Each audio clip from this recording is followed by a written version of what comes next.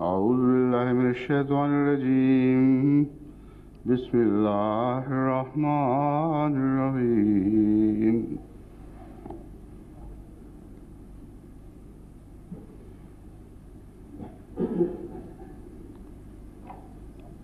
الذين से शुरू करना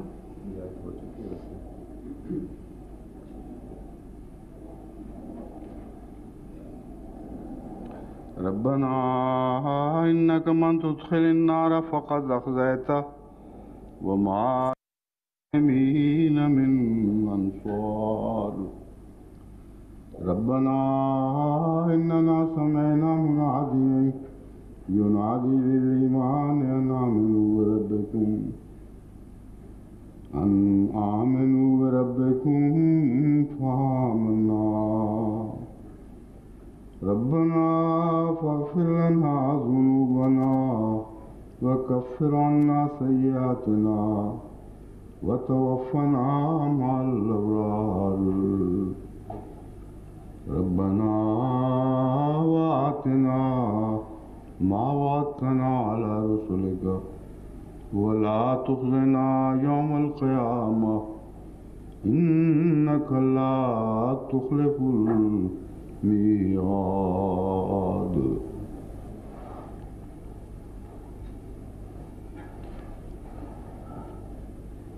ربنا إنك من تدخل النار فقد أخزيته Rabbana innaka man tudkhilun nara faqad akhzaytahu. Notre Seigneur, quiconque tu fais entrer dans le feu, tu le couvres assurément de honte. Et il n'y aura pour les impies aucun secoureur. Notre Seigneur, certainement, nous avons entendu un crieur nous appeler à la foi en disant « Croyez en votre Seigneur ». Et nous avons cru. Notre Seigneur, pardonne-nous donc nos péchés.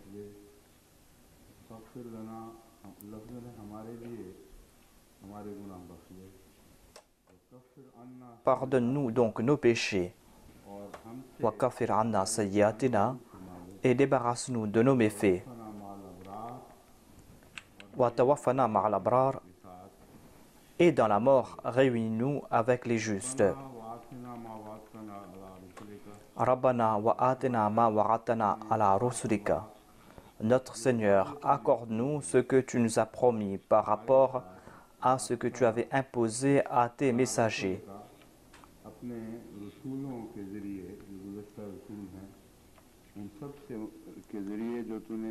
Notre Seigneur, accorde-nous ce que tu nous as promis par rapport à ce que tu avais promis à tes messagers. Voilà, tukhzina yawm al-qiyamah.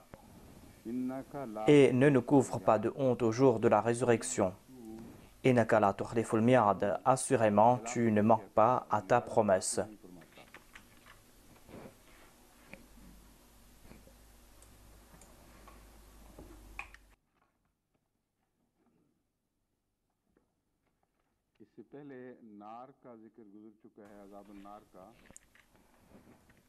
Avant cela, on avait évoqué le châtiment du feu. On ne trouve pas mention de khizya. Ma khalaqta hadha batila subhanaka faqina adhaban nar. Il est dit, ô notre Seigneur, tu n'as pas créé tout cela en vain. Ainsi, ne fais pas que nous soyons négligents à ce sujet et que nous soyons les combustibles de l'enfer.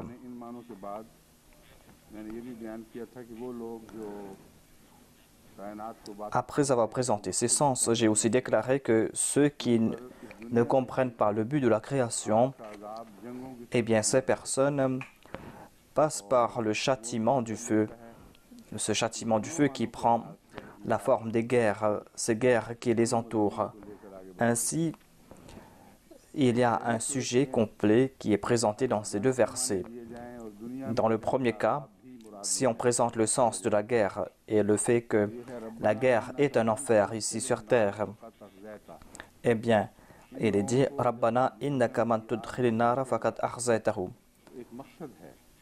Quand tu vas jeter ces personnes dans le feu, eh bien, il y aura un but afin de briser leur arrogance, afin que ces personnes soient humiliées. Dans la réalité, avant qu'il y ait ces guerres, il y a cette arrogance de la part de ces peuples et cette arrogance disparaît par la suite. Et il y a un changement complet dans la manière dont ils pensent. Ainsi, il y a eu ces grandes puissances qui sont humiliées lors de ces guerres. Regardez ce qui s'est passé au cours de la Première et de la Deuxième Guerre mondiale. Ainsi, lorsque les forces alliées ont emprisonné des soldats allemands, eh bien, ils humiliaient ces prisonniers. Aujourd'hui, on nous montre des documentaires faits à ce sujet. Ces prisonniers étaient humiliés et les Japonais avaient outrepassé les limites. Les Japonais ont humilié leurs prisonniers et on voit très peu d'exemples dans l'histoire du monde. Mais lorsque les Japonais étaient leurs prisonniers, ils étaient traités de la même manière. Peut-être qu'ils respectaient davantage les lois. Mais maintenant, ils ont le droit de montrer ces films. C'est pour cette raison que Dieu seul sait qui a été traité comment. Mais aujourd'hui, on ne voit pas cela.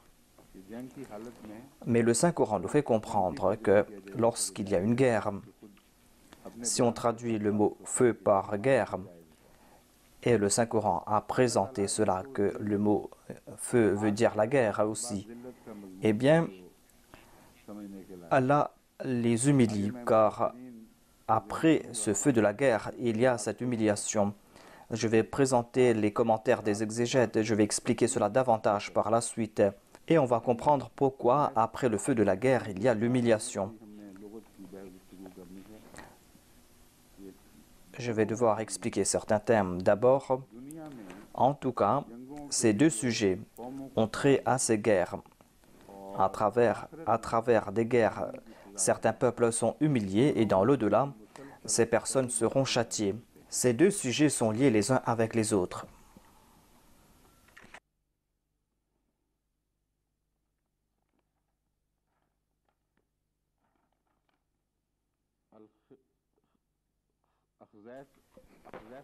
Le mot Akhzeta est dérivé de Khazia. Il est dit Khazia Rajulu, c'est-à-dire il a été humilié.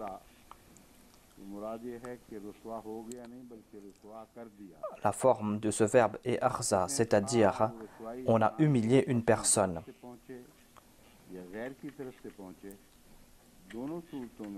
Que l'on soit humilié en raison de ses actions ou que l'on soit humilié par un autre, dans les deux cas, on utilise le mot khazia. Dans le lexique arabe Mufradat de l'imam Raghib, à la page 270, on a discuté sur les termes khizyun et akhza.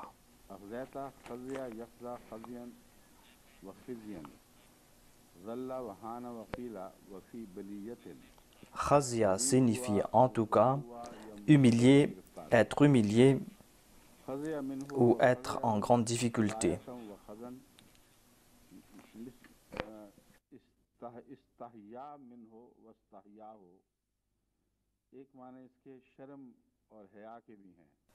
Khazia a aussi le sens de la pudeur ou de l'embarras. Cela veut dire que l'on soit humilié à tel point par ce châtiment que l'on doit cacher son visage en raison de l'embarras. Voilà le sens de ce châtiment qui a été présenté ici.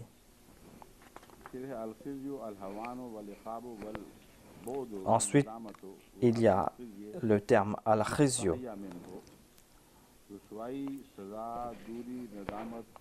Al-khizyu signifie le châtiment, l'éloignement, l'embarras et les remords.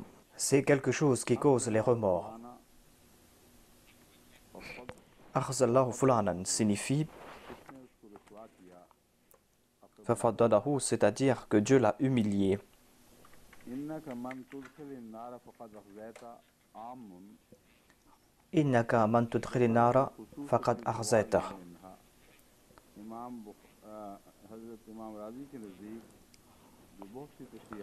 Selon l'imam Razi, un autre exégète du Saint-Coran, un des sens de ce verset est qawluhu innaka man tadkhulunnaha faqad akhzayta.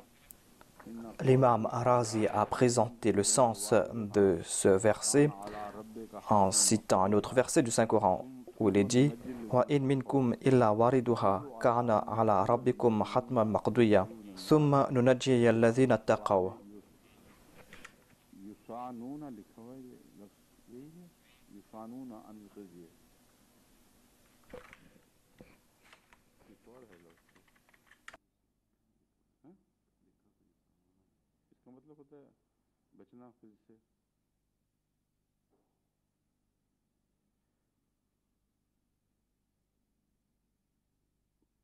वसानीहा, वसानीहा,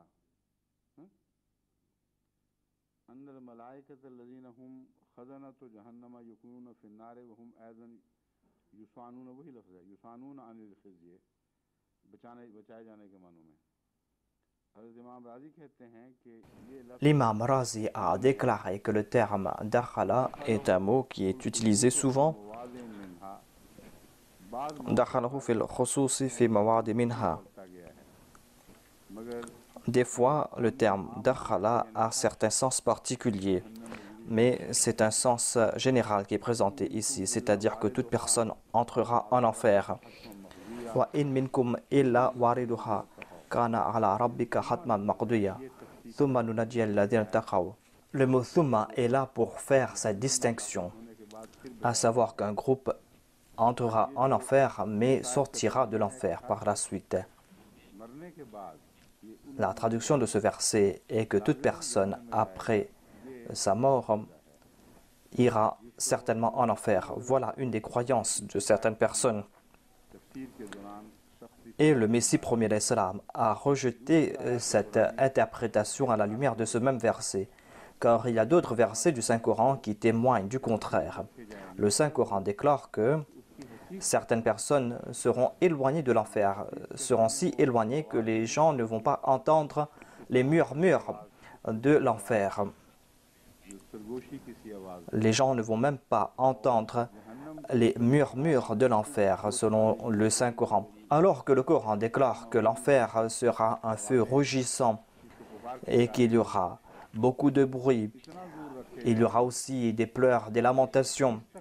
Ces personnes seront si éloignées de l'enfer qu'elles ne vont pas entendre jusqu'au murmure de l'enfer. C'est-à-dire, l'enfer ne va pas toucher ces personnes, quelle que soit la situation. Ainsi présenter cette interprétation va à l'encontre de ce verset et va à l'encontre d'un autre verset de la sourate Al-A'raf. Dans le Saint-Coran, il n'a jamais été dit que Dieu va placer des personnes pieuses dans l'enfer et ensuite va les en faire sortir. Mais puisque ces ulémas ont accepté ces versets tels quels sans réfléchir, certains ont réfléchi à ce sujet, d'autres n'ont pas réfléchi à ce sujet, c'est pour cette raison qu'ils se trouvent en difficulté. Ils disent que ces personnes seront jetées en enfer, puis ils en seront retirés. Tous iront en enfer et lorsqu'on va les faire sortir, ce sera là cette distinction. Le Messie premier alayhi salam a présenté des sens contraires à cela. Je vais vous présenter cela, mais j'ai aussi d'autres points de vue à vous présenter à ce propos. Selon l'explication présentée de ce verset, il est dit que le sens général de ce verset est tel, alors que certaines personnes ont présenté des sens spécifiques. Selon l'imam Razi, le sujet spécifique ici est que tous les croyants iront en enfer, mais ceux qui vont mériter la récompense seront protégés de l'humiliation. Il déclare qu'il y a deux types de châtiments. Il y a ce châtiment qui brûle et il y a aussi l'humiliation qui a été évoquée par la suite. Faqad akhzaytahu, il a été dit dans le verset, c'est-à-dire celui qui a été jeté en l'enfer a été humilié. L'imam Razi a présenté des explications intéressantes. Il dit que même les anges iront en enfer. Il y a des gardiens de l'enfer, ce sont des anges. Eux aussi seront protégés du feu de l'enfer, ou ils seront protégés de l'humiliation.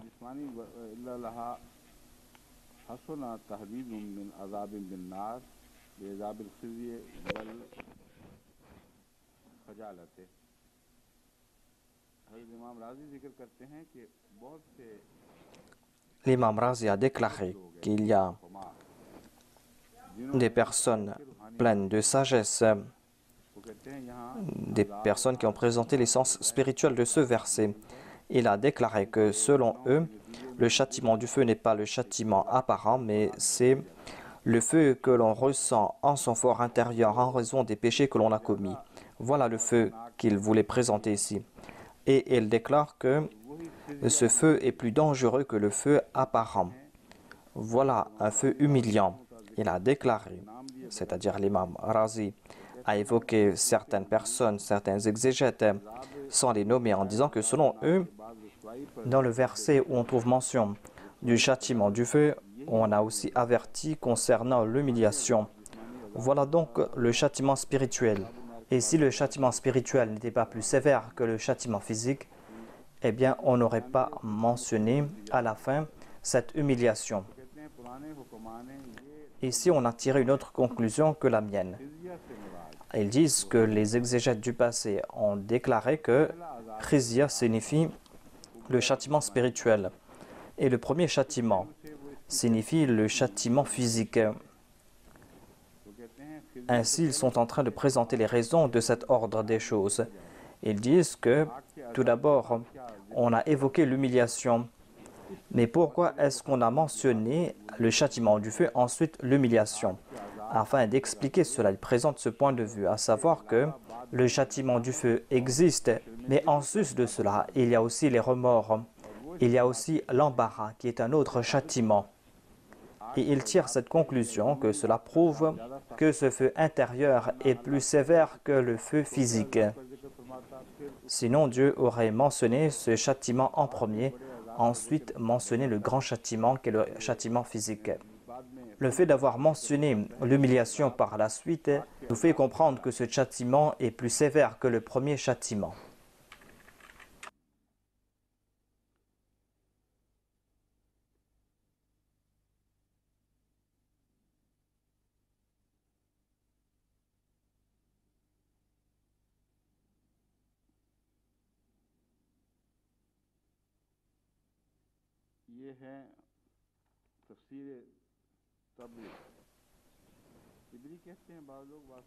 C'était les commentaires de Tafsir et Tabri.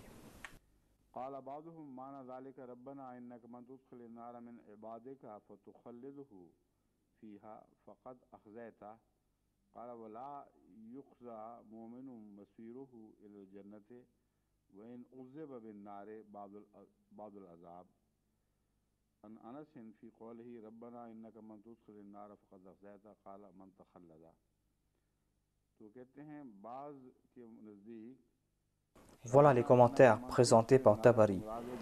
Il dit que, selon certains, Rabbana innaka man tudkhilun nara signifie que certains resteront en enfer pour tout le temps.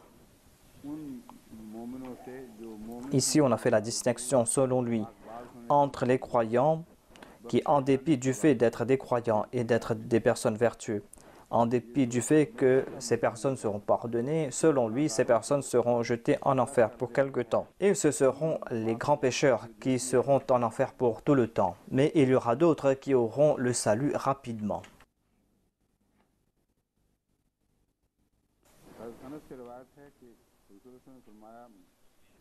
Hadrat Anas rapporte que le saint prophète sallallahu alayhi wa sallam a déclaré que man tadkhulun nara signifie ceux qui resteront en enfer pour tout le temps, c'est-à-dire ceux qui resteront en enfer pour une longue période. Mais on ne peut pas tirer la conclusion que selon le saint prophète Mohammed paix soit lui, certaines personnes entreront en enfer pour quelque temps. Au contraire, nous voyons le sujet contraire. Ici, on trouve mention uniquement de ceux qui resteront en enfer pour une longue période. Si tel est le sens, alors il n'y aura plus cette possibilité que les croyants iront en enfer. Le Messie promis alayhi salam a expliqué ce verset en disant que dans ce verset, on trouve mention d'un sujet important. Le Messie promis alayhi salam déclare que, selon ce verset, même les muttaqis seront touchés par le feu. Même les muttaqis seront touchés par le feu. Cela veut dire que ici, sur terre, les muttaqis vont passer par tout type de difficultés. Et ces croyants se mettent en difficulté pour la cause de Dieu. C'est-à-dire, pour la cause de Dieu, ces personnes acceptent l'enfer sur cette terre. Ou sur cette terre, on allume ces feux de l'enfer contre ces personnes. Mais ces personnes font preuve de patience et de persévérance. Et les muttaqis sortent de ce feu sains et saufs. Voilà donc le sens de « In minkum illa wariduha ». C'est-à-dire, certainement, chacun d'entre vous va entrer là-bas. Ils sont humiliés, on les fait souffrir et ils passent par de grandes épreuves. Personne d'autre ne peut endurer ces souffrances, sauf eux. Et dans les hadiths, il est dit que même la fièvre est un enfer pour le croyant. Voilà donc un autre sens présenté par le Messie promet l'Islam. Il déclare que le croyant est châtié des fois sur cette terre. Il passe par des châtiments. Ce que l'on considère comme des accidents pour les autres, dans le cas des croyants, Allah considère cela comme un châtiment pour ses faiblesses. Le saint prophète, paix soit sur lui, nous a expliqué un sens de la maghfira, du pardon de Dieu. Et le Messie promet l'Islam a compris ce point. Sinon, nous n'aurions pas compris cela, nous non plus. Il déclare que si on doit attribuer ce châtiment de l'enfer à Dieu, c'est-à-dire que c'est lui-même qui va châtier sur cette terre,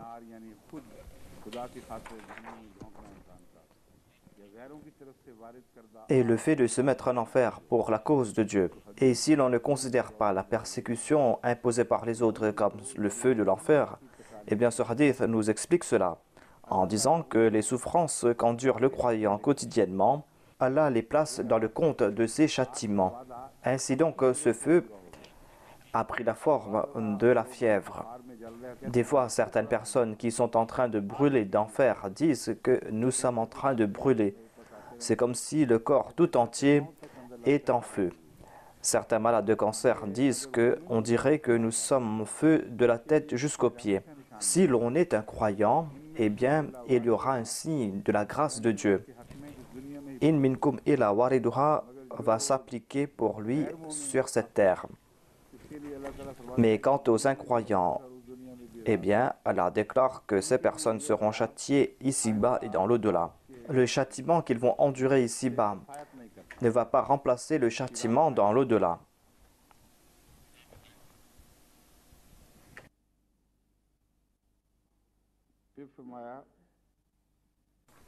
Ensuite, le Messie promis alayhi salam déclare que, dans un autre hadith, il est dit que pour le croyant sur cette terre, le paradis prend la forme de l'enfer, c'est-à-dire que les souffrances qu'il endure pour la cause de Dieu prennent la forme de l'enfer.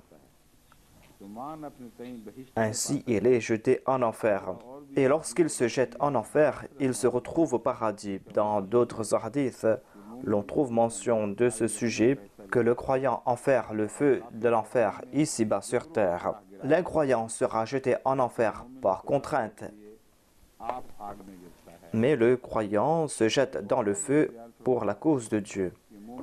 Il y a aussi un autre aspect à ce sujet. Il est dit que le croyant tombe dans le feu, certes, mais il sera sauvé immédiatement. Certaines personnes pensent que le croyant se trouve dans un très grand châtiment, mais Allah lui accorde une telle tranquillité, Allah lui accorde une telle félicité que le croyant profite de cette situation. Voilà ce qui a été dit à propos du prophète Abraham. Il est dit « Ya naro kuni bardan wa salaman ala Ibrahim ».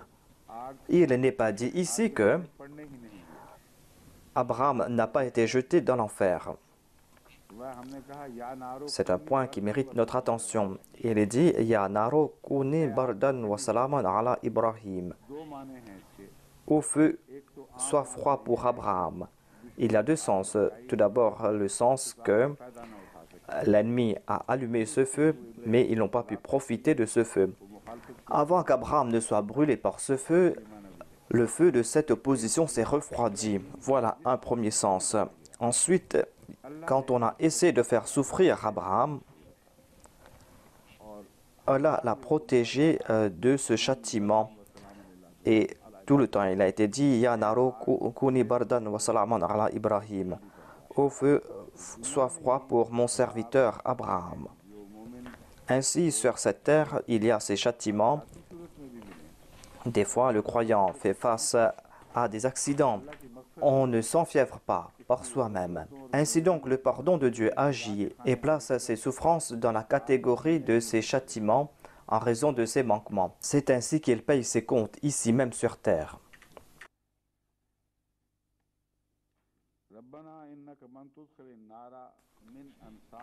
Rabbana innaka man tudkhilin nara.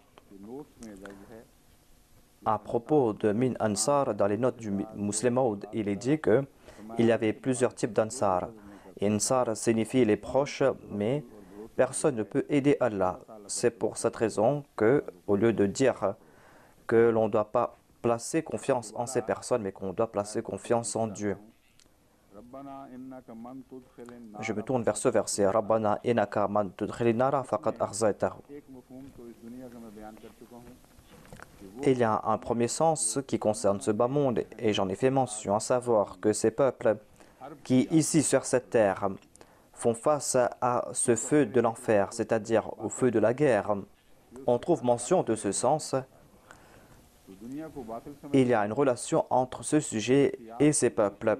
Ceux qui considèrent ce monde comme un monde vain, eh bien, leur progrès se transforme en enfer. Et certainement, ils font face à l'humiliation et cela réduit à néant leur orgueil. Il est dit qu'on réduit à néant cet orgueil. Et le Saint-Coran a prouvé cela. Et en fin de compte, ces personnes seront contraintes à embrasser l'islam. Cela a été évoqué dans la sourate Taha, à savoir que vous serez brisés, vous serez anéantis et vous serez réduits en poussière. La tara fiha iwajan wala amta. C'est-à-dire que la terre sera complètement aplanie, il n'y aura pas de crevasses ni de hauteur. Et ce jour-là, ils seront capables d'accepter ce dari, cette personne qui les invite, en qui il n'y a aucune tortuosité. On trouve ici mention de ces guerres qui prennent la forme de ces châtiments. Et jour après jour, ces châtiments les humilient et ces châtiments brisent leur orgueil. Et ils vont s'humilier davantage. Et ils vont s'aplanir. C'est ce qu'on constate aujourd'hui sur cette terre. Voyez un peu comment on a traité l'Inde après la guerre mondiale. Cela n'a pas pu se faire avant cette guerre. Il n'est pas question uniquement de l'orgueil, mais il y avait ces pensées qui n'étaient pas sous leur contrôle. Par exemple, s'il y a une personne qui est riche pendant longtemps, eh bien, cette personne ne peut pas imaginer l'état des pauvres.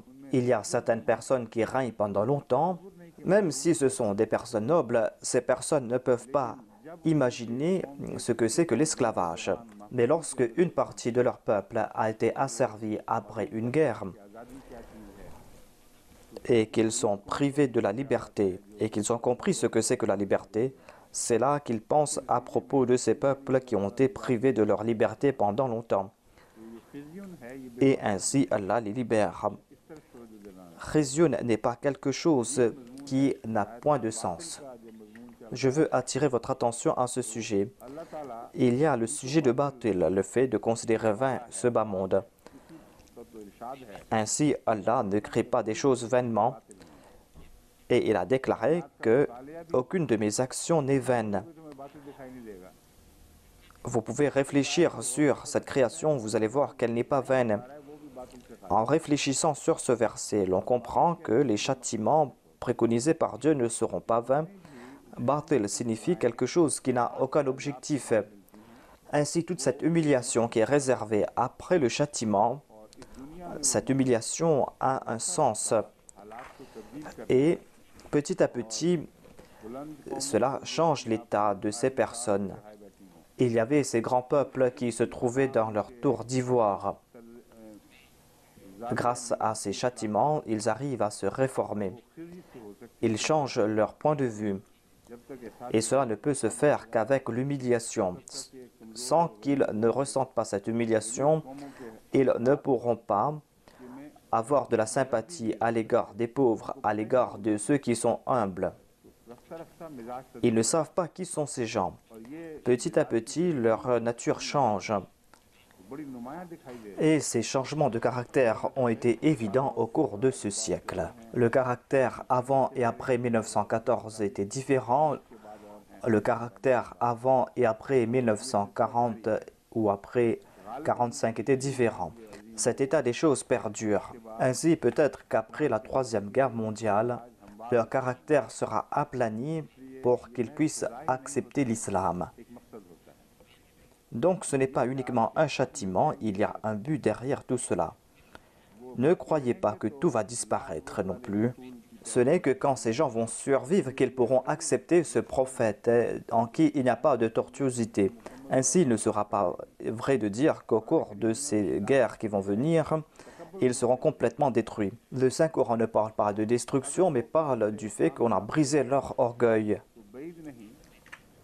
S'ils acceptent l'islam en toute humilité, il se peut que, après qu'ils aient embrassé l'islam, ils soient toujours honorés, car il y a en ces personnes cette propensité à faire le progrès, et cela va montrer sa beauté au sein de l'islam. Pour comprendre ce sujet, il faut se tourner vers ce hadith du saint prophète Mohammed qui a déclaré que ceux qui étaient honorés à l'époque de la Jahiliya sont toujours honorés à l'époque de l'islam. Cela ne veut pas dire que les supériorités de la Jahiliya perdurent en l'islam. Il voulait tout simplement dire les qualités de certains peuples, des qualités qui étaient extraordinaires à l'époque de la Jahiliya. Et ces qualités nobles vont briller davantage en islam. Ces personnes ne seront pas humiliées. Ils vont accepter l'humiliation pour entrer dans l'islam et cela va les exalter davantage au lieu de les humilier davantage. Regardez par exemple Hadrat Omar radhiyallahu anhu. Il marchait avec orgueil dans les rues de la Mecque.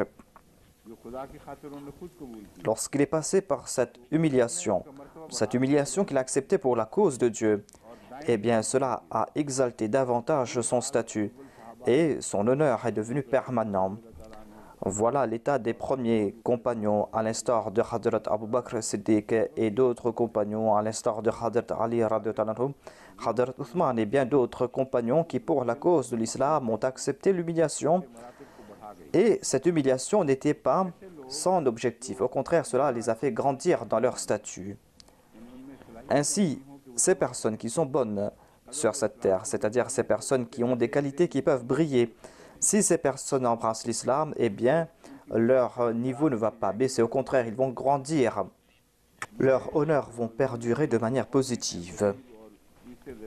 Quant à ces nations qui sont pauvres, quant à ces nations qui se trouvent dans le tiers-monde, eh bien, ces nations ne doivent pas se lamenter sur leur sort. Ils ont ce message en disant que vous devez acquérir ces qualités, les qualités des autres. Sinon, même après l'islam, ces gens seront au-dessus. Allah traite les gens avec justice et il a mis en place une loi qui va agir certainement. Vous avez une supériorité sur ces personnes, à savoir que vous êtes meilleur que dans le domaine de la foi. Mais lorsque ces gens-là vont embrasser l'islam, si vous adoptez leurs qualités, eh bien, vous aurez la supériorité. Et aucune humiliation que l'on subit sur cette terre n'est pas vaine. Il y a un autre aspect, à savoir qu'au jour de la résurrection, il y aura le châtiment. Ensuite, on trouve mention de Arzaïta. Si l'on se tourne vers cette question de la Qiyama, il est dit Man tudkhili nara fakat Arzaïta. Et wama li zalimina min answar. Au cours de toutes les guerres, les parties concernées sont toutes méchantes et inhumaines. Mais en dépit de cela, Dieu fait une distinction très subtile. Il y a certaines guerres au cours de laquelle certains sont responsables en premier. Et ces guerres sont le résultat de leur pensées qui les mènent vers ces actions inhumaines. Même si une des deux parties est coupable et que si cette partie n'est pas vertueuse en des situations ordinaires, eh bien les décisions seront relatives. Les plateaux d'une balance ne font pas de différence à propos de ce qu'ils portent. Les plateaux se contentent de mesurer le poids et leurs décisions sont basées sur le poids. Lorsqu'il y aura un équilibre, eh bien celui qui aura un plus grand poids va peser plus lourd. Ainsi, il est dit Al-Zalimin. Cela veut dire ces coupables, ces personnes inhumaines qui sont beaucoup plus cruelles que les autres. Il n'y aura pas d'aide et de soutien pour ces personnes. En fin de compte, ces personnes vont subir l'échec. Il y aura l'humiliation pour les deux, mais il y aura l'échec pour une des deux parties et il y aura aussi le châtiment et l'humiliation. Mais cette humiliation sera un moyen pour qu'ils puissent progresser. Si on applique cela au jour de la résurrection, cela voudrait dire que « Innaka man tudkhilin nara faqad akhzayta » Ô Dieu, celui que tu as mis en enfer, faqad akhzayta. Le mot-code nous fait comprendre que ce n'est pas une décision qui sera prise après, mais c'est une décision qui a déjà été prise, car selon l'usage de la langue arabe, lorsqu'on utilise code, cela concerne le passé. Cela veut dire quelque chose qui est antérieur. Il est dit que tu les as déjà humiliés. Ainsi, je ne soutiens pas ce point, à savoir que c'est après le châtiment qu'il y aura l'humiliation. Dieu est en train de mentionner ce châtiment ici, la forme de ce châtiment. Les humiliés est en soi le feu de l'enfer. Ainsi, ce groupe qui va présenter ce sens spirituel, il y a certaines différences entre leurs déclarations. Il y a des anciens oulémas qui ont présenté le sens de ce châtiment qui va prendre la forme spirituelle. Puisque nous n'aurons pas notre corps physique dans l'au-delà, ce châtiment ne sera pas physique. Ainsi, on doit présenter le sens spirituel de ce châtiment. Et le châtiment spirituel est des fois identique. C'est-à-dire, ce châtiment va prendre la forme de notre expérience physique et va se rapprocher de nos expériences physiques. Lorsqu'on ressent ce châtiment spirituel, et cela va ressembler à un châtiment physique, et le Messie premier l'Islam nous a expliqué cela en nous présentant comment l'âme va renaître.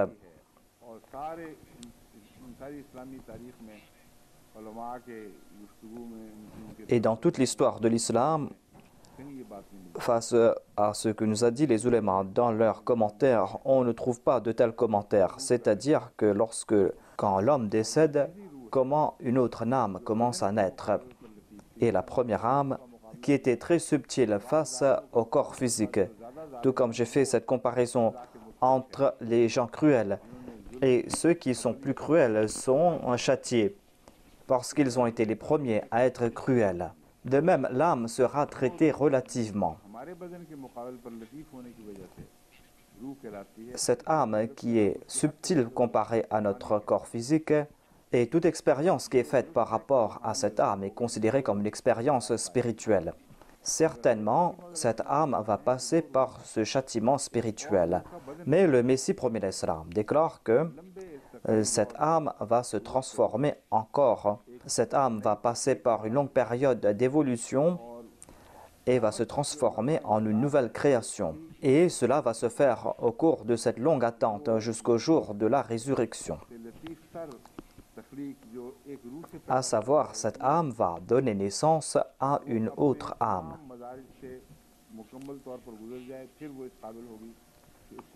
Cette âme va traverser toutes ces étapes et ensuite elle pourra naître. Et cette âme qui est présente va se transformer en corps, va agir comme notre corps physique. Le Saint-Coran a déclaré que vous ne pouvez pas comprendre ce corps. Vous ne pouvez pas imaginer cela, c'est-à-dire dans quelle forme nous allons vous faire naître. Mais on peut faire une analyse relative et le Messie premier l'Islam a été guidé par Dieu Et il nous a fait comprendre que cette âme va exister, certes, mais cette âme va agir comme un corps. Et l'âme que nous possédons aujourd'hui n'a pas une forme physique. Cette âme sera dans une autre forme. Il y aura donc cet état relatif et son châtiment sera comme un châtiment physique. Et ce châtiment sera identique. Et ce sera comme si ce corps est passé par le feu. De même, ce châtiment sera comme un feu. Et cette âme va souffrir, cette âme qui est née dans ce corps physique. Voilà donc le sens de Qad Akhzayta. C'est-à-dire, Dieu vous a déjà humilié auparavant. Cela veut dire que, ô Allah, celui que tu vas placer dans le feu, tu as déjà décrété qu'il sera humilié. Et celui qui est humilié par toi ne pourra pas avoir de secours. L'autre sens est que ce feu sera le feu de l'humiliation. C'est un feu qui sera allumé. Ce sera un châtiment effroyable. Et quant à ceux qui sont cruels, ils n'auront point de soutien. Le Messie premier a parlé concernant les zalimines. Il a parlé à propos de ce verset, mais le sujet est différent.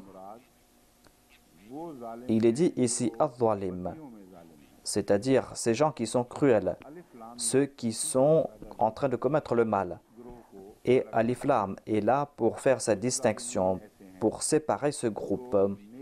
Il y a certains zalimines qui sont injustes concernant eux-mêmes, dans l'accomplissement des bonnes œuvres. Ces personnes se mettent en difficulté.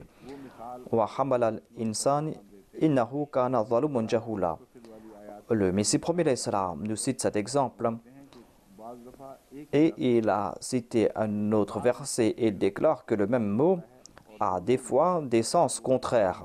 Et les deux sens contraires atteignent l'apogée dans les sens qu'ils présentent.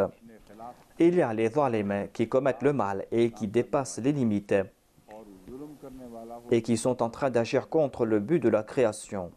Et ces personnes sont cruelles envers les autres, mais sont cruelles aussi envers leur propre personne. Voilà une catégorie de zalim. Il y a d'autres personnes qui sont cruelles envers elles-mêmes et en conséquence, Allah leur accorde sa grâce. Et chaque action cruelle se transforme en grâce. Voilà les zalimines qui sont en fait des personnes vertueuses. Et on les qualifie de zalim en raison de leurs bonnes œuvres, du fait que leurs bonnes œuvres ont atteint leur apogée. Quant à ces personnes qui se jettent dans le feu de la propre main, ce sont des zalim. C'est comme si ces personnes sont en train de commettre un suicide. Mais ces personnes accomplissent ces actes cruels pour la cause de Dieu. C'est pour cette raison qu'Allah refroidit ce feu. Et ainsi ces personnes seront récompensées éternellement.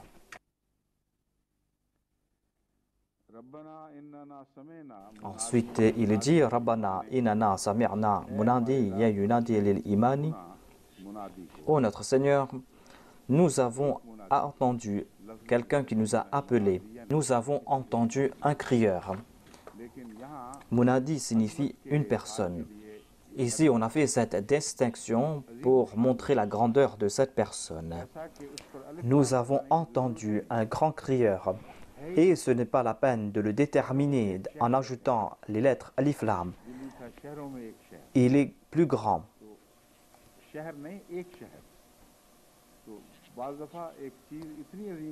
Des fois, pour prouver la grandeur de quelqu'un, si on utilisait le déterminant, ce ne sera pas un moyen pour prouver sa grandeur. Au contraire, on va l'abaisser en faisant croire qu'il y a d'autres personnes de cette catégorie.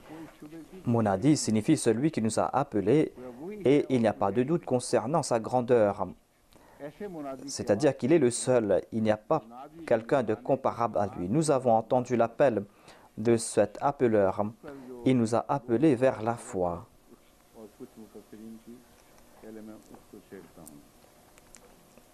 Je vais présenter quelques sens de ce terme ainsi que les commentaires de certains exégètes. Quelle est l'origine de ce terme Munadi? On pense que Nida signifie la voix आवाज नहीं बल्कि तो Mais en fait, la racine n'est pas la voix, mais autre chose. नदल अर्द Nida signifie aussi l'humidité. उसी से Nida Nadal ard, उसी से नाद l'humidité de la terre. Donc, le terme nadi et munadi a pour racine nida. On l'utilise aussi pour la rosée. Shajarun nadianun signifie सारे मान un arbre verdoyant. रूस ने भी दिए हैं मुहित ने भी Ces sens ont été présentés par le dictionnaire Tajul Urus et par le dictionnaire Rahib. Ibn Faris a déclaré que le sens premier est de réunir quelque chose. हालांकि दरअसल Et il y a aussi le sens de l'humidité. Donc, l'humidité présente tous ces sens, car lorsque la terre est sèche, गंदा रेजे हो जाए il se transforme en poussière qui se disperse. तो इसलिए L'humidité réunit cette poussière, cette terre. करने का मफहूम बयान C'est pour cette raison qu'à l'intérieur du terme nada, il y a ce sens d'unir quelque chose. Voilà un des sens. Mais ce n'est pas contraire au sens de l'humidité. मजमून को भी इब्न फारिस के हवाले से ताज और मुहीत और राग़िब ने बयान किया है Ibn Faris a présenté ce sens ainsi que d'autres dictionnaires. के माने Il y a aussi le sens d'appeler. Et un autre sens, c'est de s'asseoir dans une réunion et de parler. Nadwa भी है ना एक Nadaho munadat. और Il y a le sens de nadwa ou de rencontre. Et un nadwa est cette rencontre ou cette réunion. On appelle aussi la Darun Nadwa en Inde. À l'époque du saint prophète Mohammed paix soit sur lui, il y avait le Darun Nadwa ou la réunion consultative parmi les Koraïchites. इकट्ठे होने के माने Darun Nadwa signifie le fait de se réunir. आता है Nadwa Et Allah déclare dans le Saint-Coran qu'il y a deux types de nadwa ou de réunions. On se réunit pour fomenter des troubles parfois. Il y a un verset à ce sujet. तो यहाँ Et il y a aussi une autre réunion, une autre rencontre pour accomplir le bien. Ainsi, voilà les sens qui seront présentés dans Nadi, c'est-à-dire quel genre d'appel. Nadwa signifie le fait de se réunir. Mais si l'on se réunit afin qu'il y ait des dissensions, afin qu'il y ait des troubles, dans ce sens, cette nadwa signifie l'humiliation. Nadwa होना चाहिए इकट्ठा करने और नेकी के कामों के लिए ये हकीकत में इंसान Sinon, on devait se réunir pour répandre le bien. Et c'est ainsi que l'on va faire le bien. Le Saint-Coran a ouvert ce sujet, Nadwa में नहीं मिलेगा a utilisé le terme najwa plutôt. वही दारुन Nadwa Vous n'allez pas trouver nadwa, c'est plutôt najwa. इसलिए मेरे मुंह से Mais en tout cas, ce sont des termes qui sont similaires. C'est pour cette raison que j'ai sorti le mot nadwa au lieu de najwa. Nadwa में रसूलुल्लाह सल्लम के खिलाफ नजवे होते थे Donc, lors de ces réunions, on parlait contre le saint prophète Mohammed paix soit sur lui. On faisait des réunions qui étaient contraires à cette réunion évoquée plus haut. नेकी की तरफ Le Saint-Coran déclare que la vraie najwa est cette najwa où l'on invite à accomplir le bien. आवाज को कहें Il y a les mots nadi, munadi. Nadi signifie appeler et cela signifie établir des liens, c'est-à-dire réunir quelque chose à l'instar d'une terre qui est humide. Dans cette terre qui est humide, il y a cette possibilité de l'épanouissement. Il n'en est pas ainsi concernant la terre qui est sèche. जो आदम के साथ Ainsi, Nadi nous fait des rappels à ce sujet, et cela il y a avec le prophète Adam. Lorsque Dieu a créé Adam, Satan a objecté en disant que tu l'as créé de l'argile ou de la terre, et tu m'as créé du feu. आग मिट्टी को जला देती है J'ai prééminence sur lui, et le feu peut consumer la terre. बहुत ही बात थी Allah n'a pas présenté des preuves, करने के लायक car हलाकत से ये हलाकत c'était des paroles qui devaient être rejetées de toute manière. Pourquoi être fier du fait que l'on peut détruire un autre? Celui qui a la possibilité de faire épanouir quelque chose doit être fier. Et c'est lui qui est supérieur. गीली मिट्टी La terre mouillée a toujours eu le dessus sur आग का le feu. जमीन इसी से La terre était une boule de feu. वो पानी से जिंदगी पैदा Et की Dieu गीली मिट्टी से जिंदगी पैदा की a accordé la vie grâce à l'eau, grâce à cette argile, à cette terre mouillée. दिन वो मिट्टी et le feu n'a pas pu avoir le dessus sur cette terre. Et petit à petit, la terre a eu le dessus sur le feu. Et l'homme a maîtrisé la terre, a maîtrisé le feu. Et il fait tourner ses avions et ses bateaux et ses voitures grâce au feu. Ainsi, c'est une preuve que la terre mouillée a eu le dessus sur le feu. Ainsi, le feu a été asservi par la terre. Et les déclarations de Satan ont été prouvées erronées.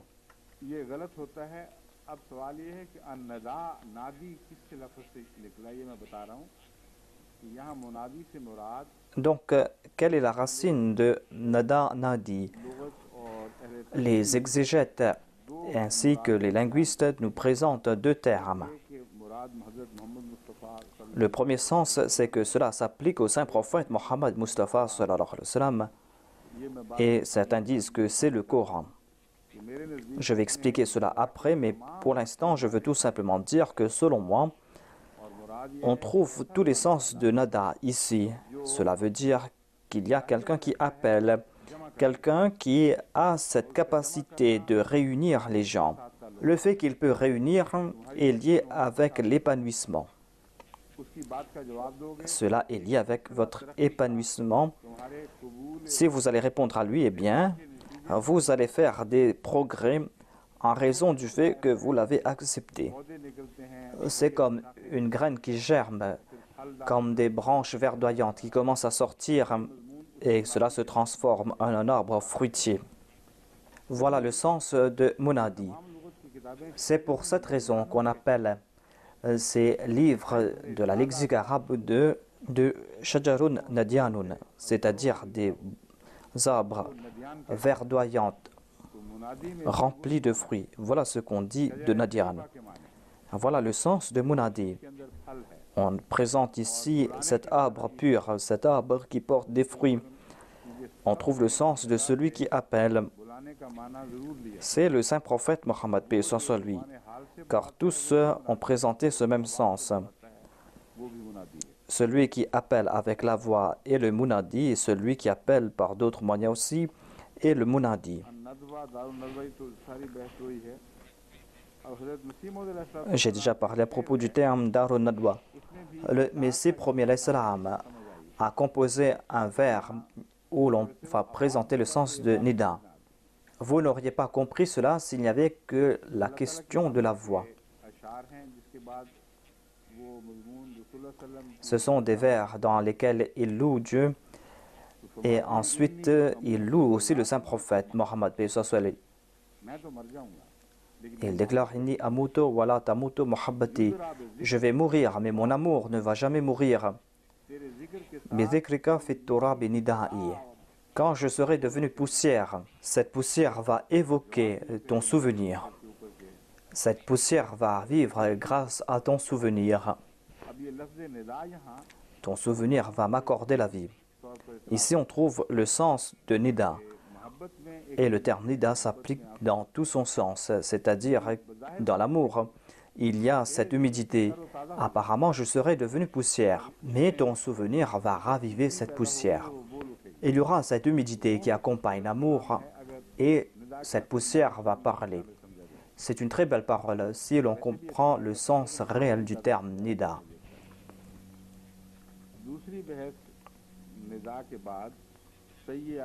Ensuite, il y a cette question de Sayyi'a.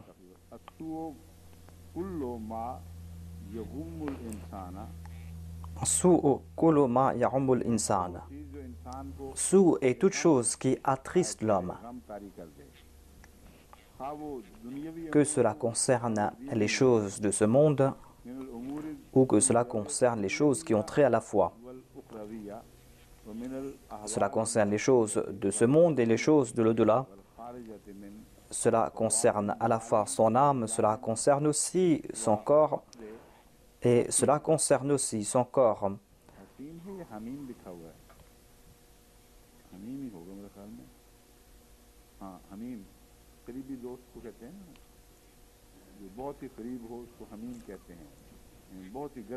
Hamim est un ami qui est proche.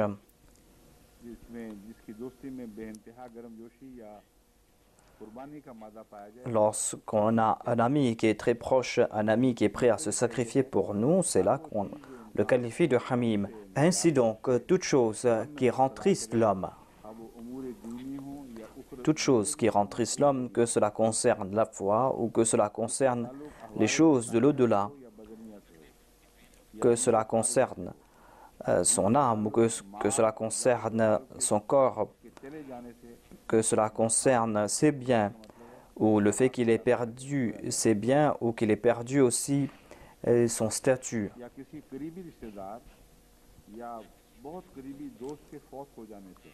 ou que cela concerne la mort d'un proche ou d'un ami proche. Tout cela tombe dans la catégorie de sayyi'a.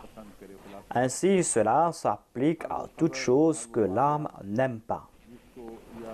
Cela concerne tout événement, toute nouvelle qu'on a reçue, toute maladie, toute souffrance, des choses qui ne plaisent pas à l'âme. Cela est qualifié donc de sayyi'a. Mais ce sens n'est pas exact, car dans le Saint-Coran, on trouve un autre sens du terme sayyi'a, dans le sens des sayyi'a qui plaisent à l'âme, mais qui sont nocives à la base, et qui, en fin de compte, pourront causer de grands torts.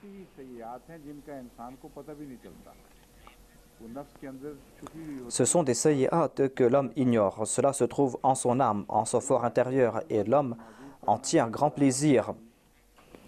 Ainsi, limiter le sens de sayyi'a pour dire que cela s'applique à toute chose qui nuit à l'âme ou qui fait souffrir l'âme n'est pas vrai.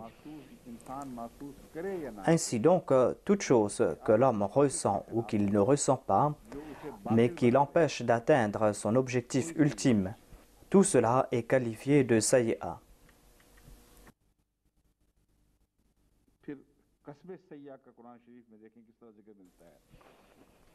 Ensuite, il y a le sens de kasb sayyi'a. Bala man kasaba sayyi'atan. Lima tasta'diluna bis sayyi'a. Il est dit, ceux qui vont faire des efforts pour récolter le sayyi'a, ces personnes seront châtiées. Lima tasta'diluna bis sayyi'a. Pourquoi êtes-vous si empressés à recueillir le mal? Pourquoi avez-vous lancé cette course afin d'atteindre le sayyi'a en premier? Ainsi donc, si sayyi'a est quelque chose qui déplaise à l'âme, eh bien, quel sera le sens de ces versets du Saint-Coran? Ainsi donc, toute chose qui comporte des défauts et qui est mal, et qui en fin de compte sera contre l'objectif ultime de l'homme, est qualifié de sayyi'a même s'il l'ignore ou pas.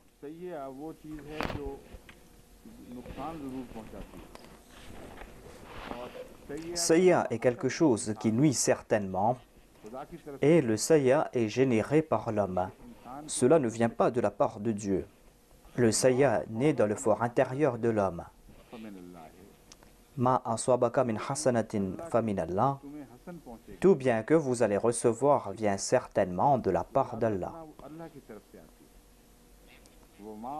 Sachez que cela vient de la part d'Allah. Wa ma aswabaka min sayyi'atin. Et tout mal qui va vous atteindre, famin nafsika. Eh bien, cela viendra de votre nafs.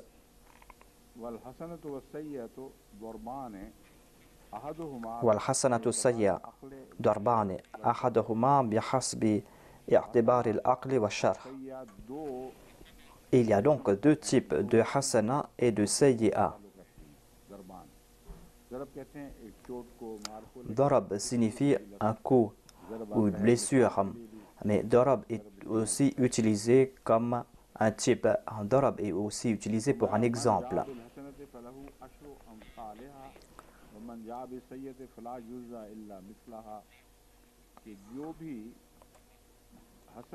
Ainsi donc, il est dit que si on accomplit une bonne œuvre, eh bien l'on sera récompensé 10 fois.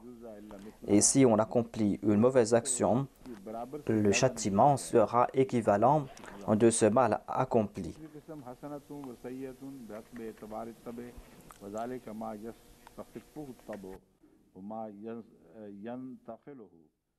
हसना और सैया एतबार तबीयत के लिहाज से जो तबीयत को सुबक या गिरा महसूस हों। तो ये मुफरदात राग़िब ने इस मज़मून को उसी तरह खोल दिया है। Le dictionnaire Mufradat de l'imam Raghib a expliqué ce sens हसना दो किस्म की हैं। et il est en train de soutenir le point que j'ai évoqué, à savoir qu'il y a deux types de hasana et deux types de sayyi'a.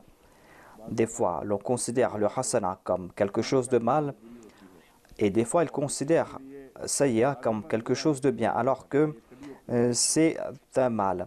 Et le résultat sera certainement mauvais pour lui. और बदी है Mais il y a un autre type de sayyi'a qui est qualifié de péché, ou le mal, les vices. वो हसना से वहाँ सैया से Et c'est quelque chose que l'homme commet sciemment.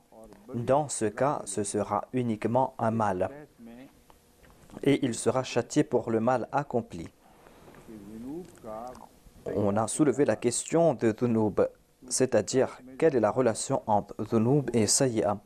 Car dans ce verset, on trouve mention d'une prière. Il est dit Rabbana faghfir lana dhunubana wa kaffir anna sayyi'atina wa tawaffana ma'al abrar. क्या चीज़ है और Il est dit donc quel est le sens de sayyi'a et quel est le sens de dhunub, quelle est la relation entre les deux.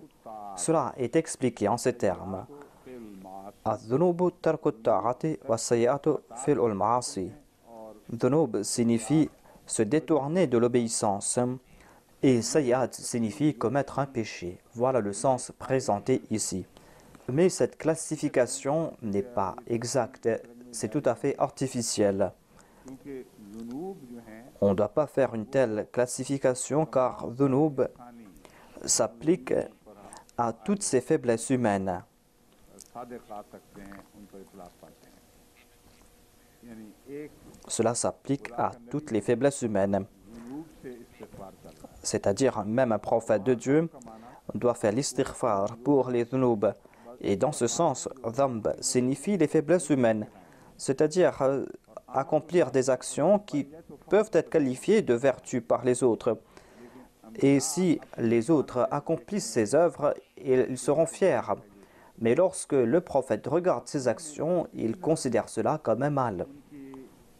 आदात और उनकी हरकात और Ainsi, ils étudient leurs habitudes, leurs actions et leurs pensées.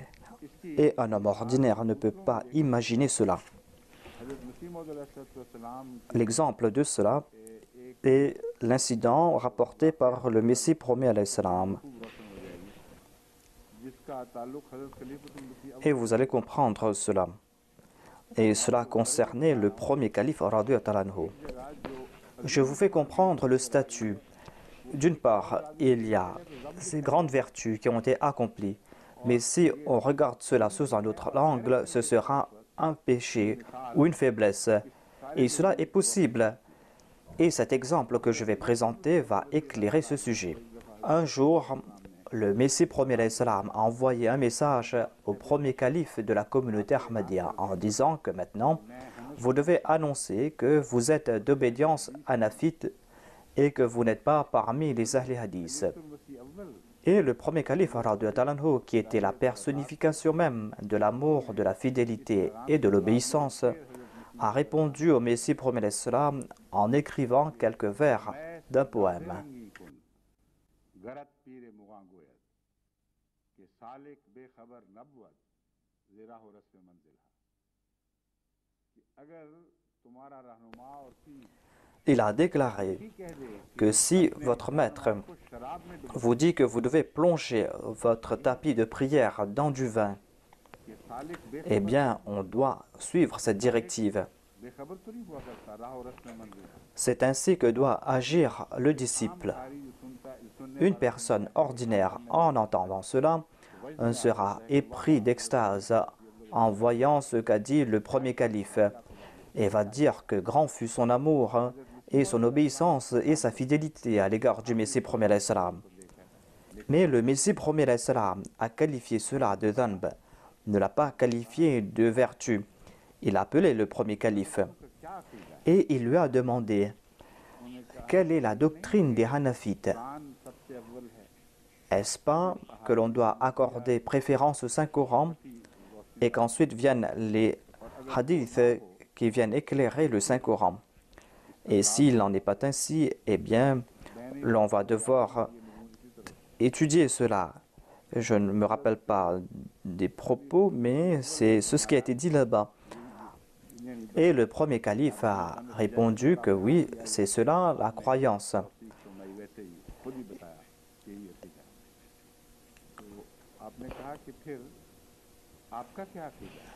Et il lui a demandé, quelles sont vos doctrines à vous? N'est-ce pas cela? Et le premier calife a baissé sa tête et est retourné embarrassé. Il voulait leur dire que je voulais te considérer comme Siddiq.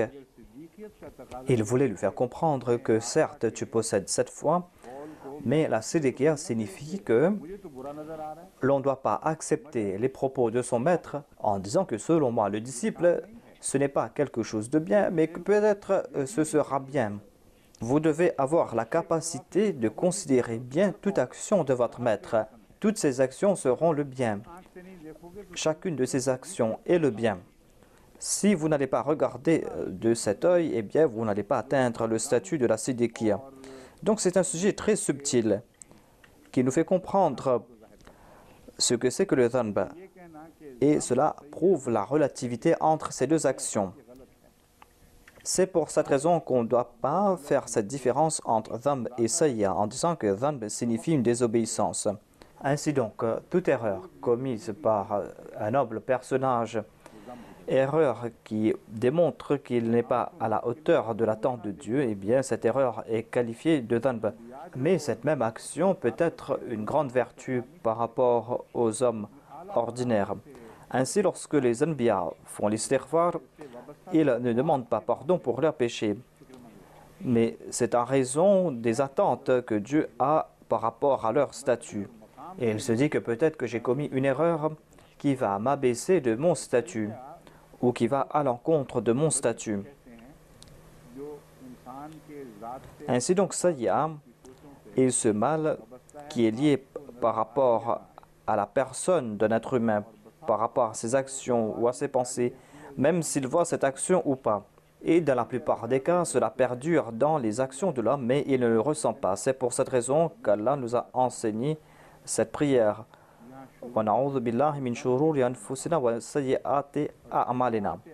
Shurur est à la place de dhanb. Ensuite, on trouve sayyi'at et a'mal. Cela concerne les habitudes naturelles qui naissent du dhanb, mais qui se transforment en deuxième nature. Et cela est lié de façon permanente avec cet être humain. On demande pardon pour être protégé de ces sayyi'at. Ainsi donc, sayyi'a a la forme de dhanb. Voilà donc le sens de cela. On trouve le sens de ça présenté par le Saint-Coran. Le Saint-Coran a présenté cela et je vais vous présenter ces quelques exemples. Ça signifie entre autres le mal ou souffrir. Ça, asabila, signifie adopter une mauvaise route.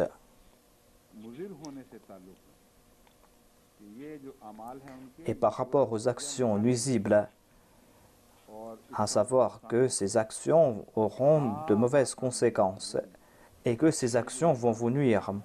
Il est dit sa'a ma kanu ya'maloun. Cette action va apporter de mauvaises conséquences. Ensuite, il y a cette question de la souffrance. Liyasu'a wujuhakum.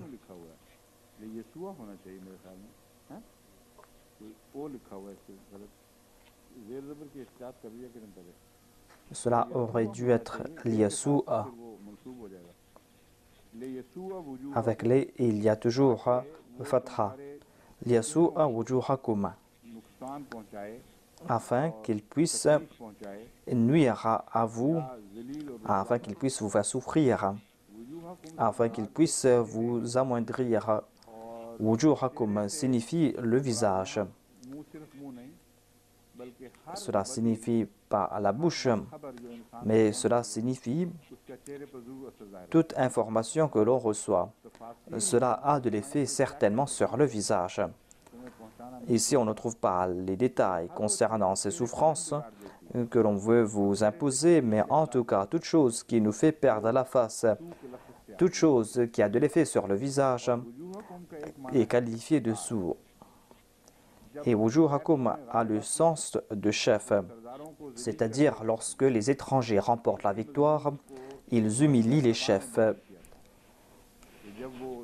Voilà ce qu'avait évoqué la reine de Saba, c'est-à-dire lorsqu'un roi a conquis une terre, il va avilir les nobles et va anoblir les humbles. Ainsi, pour vous faire comprendre que votre chef n'avait pas la capacité de vous diriger. Il n'avait plus cette capacité. Et c'est là que Dieu a appelé d'autres nations afin d'humilier vos dirigeants, afin de les mettre parmi les plus bas. Voilà donc un des sens de Yassou. Cela signifie de grandes pertes. Cela signifie aussi des grandes révolutions qui apportent des pertes. Cela signifie aussi le châtiment en résultat de ces péchés.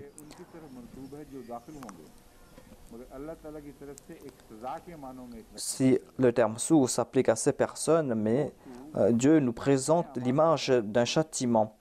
Ainsi, ce sou qui naît en raison de ses actions, dans certains cas, Dieu fait subir les conséquences de ses actions par l'entremise d'autres personnes, afin que vous puissiez reconnaître quel était le sens réel de vos actions.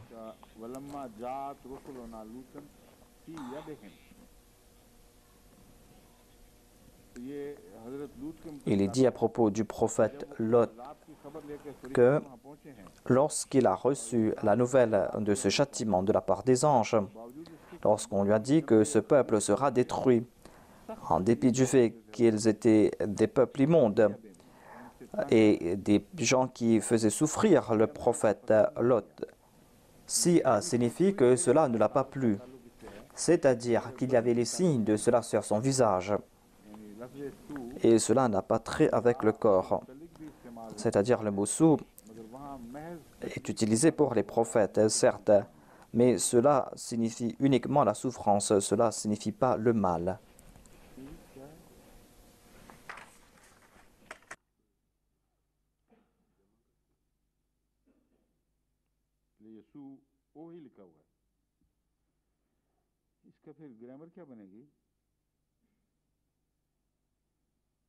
यसूऊ हो सकता है, हाँ फिर वो यही सिर्फ मुमकिन है कि ले यसूऊ में वो आखिरी जो वाव है वो गिर गई है और उसके बाद पहला यसूओ ही रहेगा, यसूआ नहीं हो सकता, फिर जमा के सूर में ये होना चाहिए, यही ग्रामर बनती है इसकी। तो ले यसूआ नहीं, ले यसूओ है। Ainsi, ce n'est pas l'Yasua, mais l'Yasuo. En fait, il était écrit l'Yasuo, c'est-à-dire au pluriel. Ici donc, une lettre est tombée. S'il n'y avait pas cela au pluriel, eh bien, on aurait dit l'Yasua. Puisqu'il y a eu cette élision, c'est pour cette raison que les lettres restantes vont porter la Dhamma.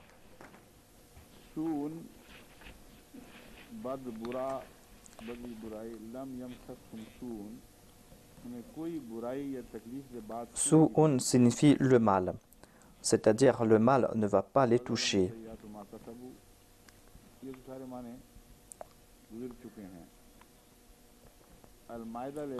On a donc présenté ces sens auparavant.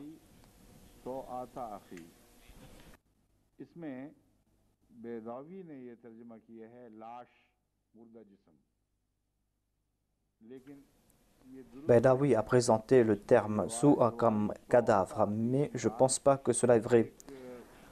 Yuwari Saw'ata Akhi signifie que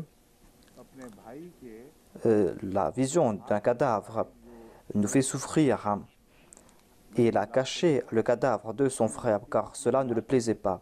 Son cadavre était là et cela ne l'a pas plu. Le cadavre nous présente cette image abominable. Ensuite, il y a un autre verset. Ma wuriya anhuma min sawatihima. La traduction de cela a été présentée par certaines personnes et selon elles, cela concerne les capacités internes. Mais le sens n'est pas cela ici. Cela signifie certaines faiblesses que l'on trouve en soi. Ces faiblesses sont montées à la surface. C'est pour cette raison que Satan a incité Adam et Ève afin de dévoiler leurs faiblesses, afin de dévoiler au grand jour leurs faiblesses.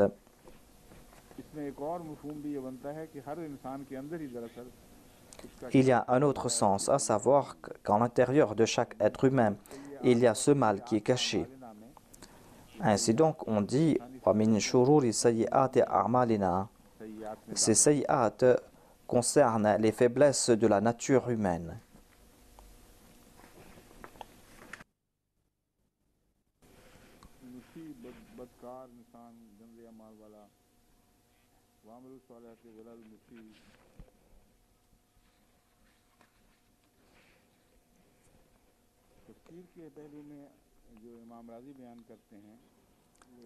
Il y a un aspect de tafsir qui a été expliqué par l'imam Razi qui déclare que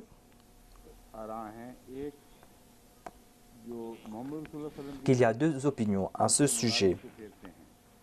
Certains disent que le terme munadi s'applique au saint prophète Mohammed sallallahu alayhi wa sallam. Il a déclaré que la majorité des commentateurs disent que cela s'applique au saint prophète sallallahu alayhi wa sallam. Et il cite un autre verset du Saint-Coran. Il est dit dans le Saint-Coran que Dieu dit au Saint-Coran d'inviter les gens vers Dieu. Invite les gens vers Dieu. Il est dit Dariyan ilallah bi iznihi wa siraj munira. C'est-à-dire qu'il invite les gens ou le monde entier vers Allah par sa permission. Et il les invite avec des preuves qui sont aussi visibles que le soleil. Siraj munira. Ce sont des arguments qu'il présente. Et il n'y a pas de doute concernant cet appel. Il vous appelle uniquement vers la vérité. Ainsi, on trouve le sens de Munadi. Après avoir présenté cette conclusion bien fondée, Allama Razi préfère les autres interprétations, à savoir que cela s'applique au Saint-Coran et non pas au Saint-Prophète Mohammed sallallahu alayhi wa sallam.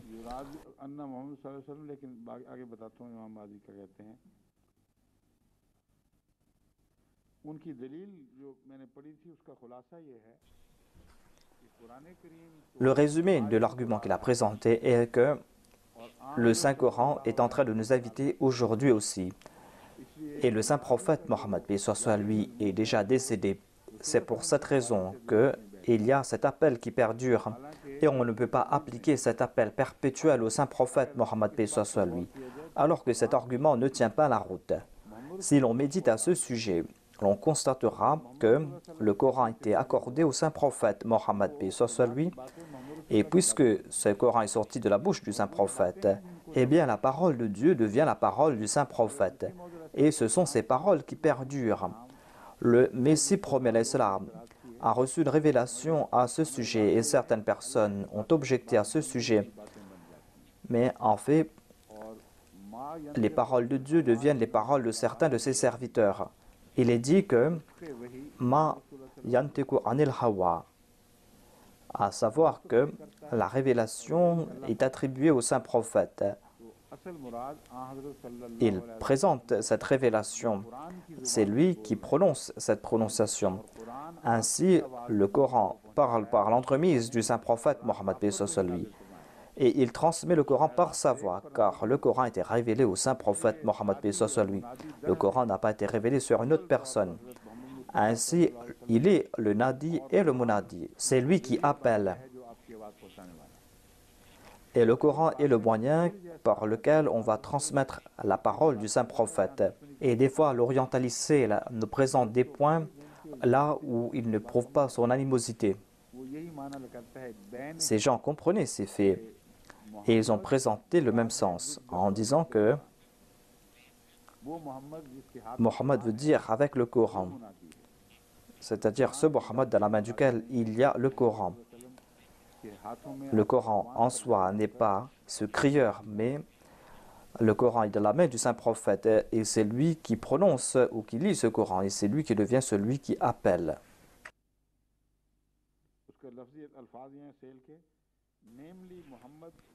Il a déclaré, à savoir Mohammed avec le Coran.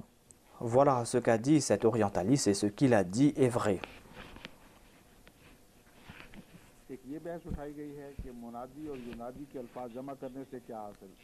On a soulevé cette question, à savoir pourquoi est-ce qu'on a lié Munadi et Yanadi. Nos érudits ont présenté des points très subtils. Des fois, ils présentent des points si subtils qu'ils ne voient pas tout cela dans sa globalité. Et il est important de lire le Coran dans son ensemble, de comprendre tous ses aspects. Voilà un des buts de l'avènement du Messie premier à l'Islam. Il nous dit de ne pas regarder le Coran de tout près, mais de regarder le Coran dans son ensemble, comme un oiseau qui est en train de survoler l'horizon et qui voit tout. Ainsi, l'on doit regarder le Saint-Coran dans sa globalité.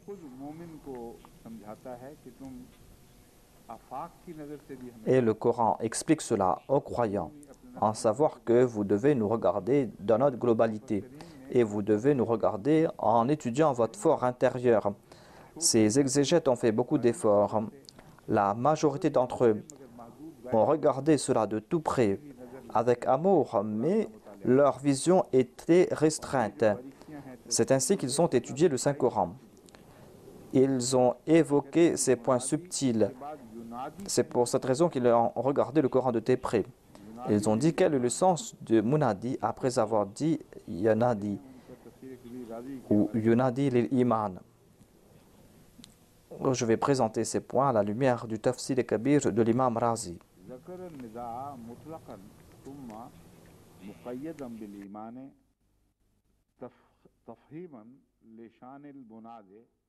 لأنه لا منادي أعظم من منادي ينادي للإيمان علم أنهم طلبوا من الله تعالى في هذا الدعاء ثلاثة أشياء أولهما غفران الذنوب وثانيا تكفير السيئات وثالثها أن تكون وفاتهم مع الأبرار.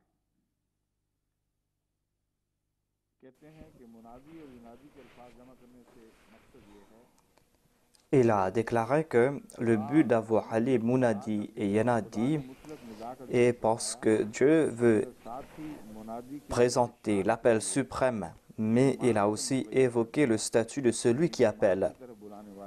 Et il a lié cela avec la foi, c'est-à-dire il est celui qui appelle vers la foi. Il y a trois choses qu'on a demandées dans cette prière. Il y a Kufran, Dhunub, Takfir, As-Sayyat.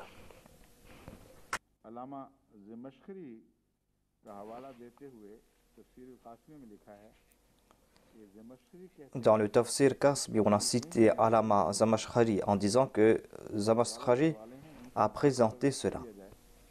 Mais je pense que l'on aurait dû présenter la référence originale.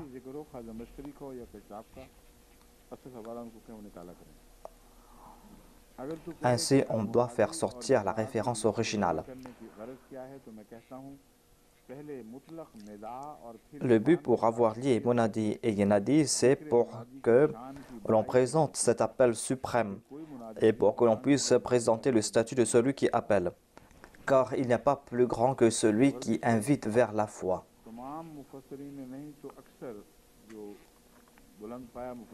Ainsi, la majorité des exégètes ont présenté cette même raison.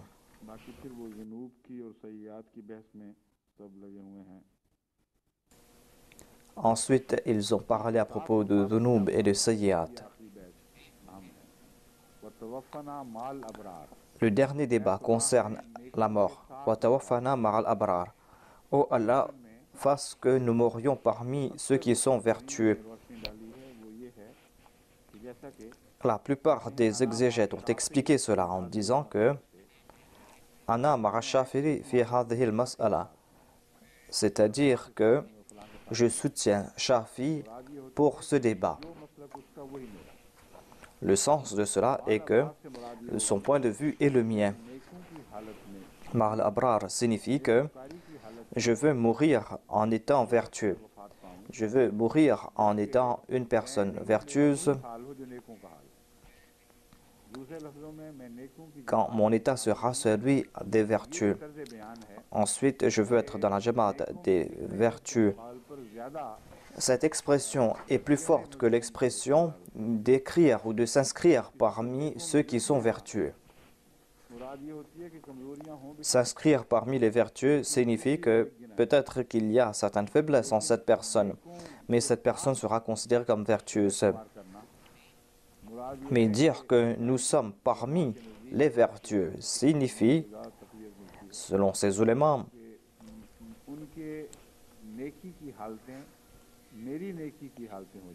cela décrit l'état de leur vertu, c'est-à-dire que je serai à 100% à l'image de ces personnes. Voilà donc le sens qu'ils ont présenté. Voilà, Inima Shafi fi hadhihi al-masala, c'est-à-dire je suis avec Shafi dans cette affaire. On va dire cela lorsque on a exactement le même point de vue. Si on a des différences d'opinion, on ne peut pas dire cela. Le sens de cela est que donne-nous la mort dans un tel état afin que nous soyons parmi les vertueux, parmi ceux qui sont vertueux à tes yeux. Hadrat Imam Razi a lié ce sujet avec un autre verset, la sourate An-Nisa, qui concerne le sujet d'An-Naboua. Pour expliquer ce sujet, où il est dit Fa'ulaika ma'alladhina an'ama Allahu alayhim. L'imam Shafi a déclaré que c'est le même sujet. Dans ce verset, on trouve le sujet d'An'ama Allahu alayhim, c'est-à-dire que être avec eux ne signifie pas que nous allons nous asseoir en compagnie de ces personnes. Cela veut dire que notre point de vue, notre voix, notre vie sera à 100% à l'image de la vie de ces personnes à qui tu as accordé tes faveurs. Et au moins nous allons atteindre un des statuts qui a été évoqué là-bas. On ne pourra pas acquérir toutes les qualités ou tous ces statuts. Il y a parmi eux des nabiyyin, des siddiqin, wa shuhada, wa salihin. Voilà les 4 statuts évoqués. Donc, ma'iyat signifie être en compagnie de ces personnes. Donc, je viens de présenter un autre argument à ce sujet. Ensuite, ils ont soulevé l'autre question, à savoir pourquoi dire farfir lana. Pourquoi est-ce qu'on trouve mention de la récompense et pas du repentir? Puisque nous avons cru, eh bien, pourquoi est-ce qu'on doit demander pardon? On ne trouve pas mention de la torba, du repentir. Et ici, on est en train de demander des récompenses, c'est-à-dire que nous avons cru et accorde-nous des récompenses. Ensuite, il y a un autre sujet, farfir lana dhunubana. Ensuite, il dit Rabbana farfir lana dhunubana wa kaffir sayyiatina. Si les pardons ont été pardonnés, eh bien ce pardon se fait après le repentir, après la torba. S'il y a eu la torba, où sont les sayyat? Ainsi, l'on sera pardonné grâce à la torba. Ensuite, pourquoi est-ce qu'il y a cette prière dans laquelle on demande protection contre ce qui est mal? Ensuite, on trouve mention de Ma'al Abrar. Quel est le sens de ce verset? Est-ce que je vais parler à ce propos aujourd'hui ou demain? Je vais essayer de terminer ce sujet aujourd'hui. Je vais vous présenter les points de vue des ulémas et leur opinion et leurs commentaires à ce sujet. Je vais vous faire comprendre et peut-être que j'ai parlé à ce sujet dans un de mes sermons ou dans mes sermons.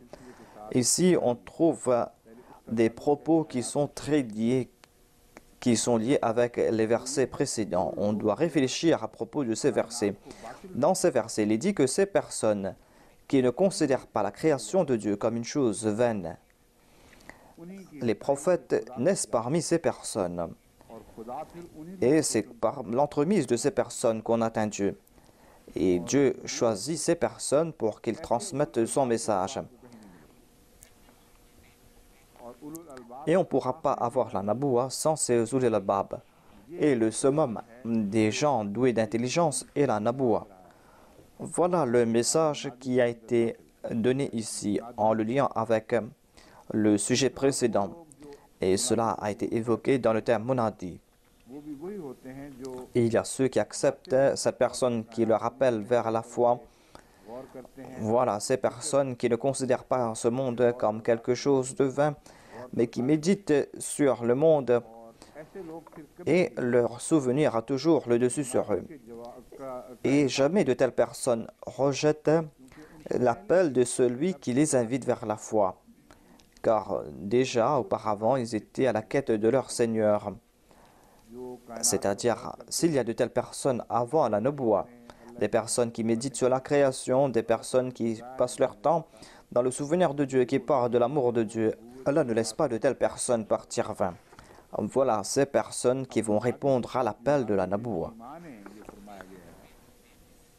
On trouve aussi mention de Yunadi lil Imani. Cela veut dire que, en dépit du fait que vous pouvez témoigner de l'existence de Dieu dans la création, mais ce n'est qu'un reflet de Dieu dans la création.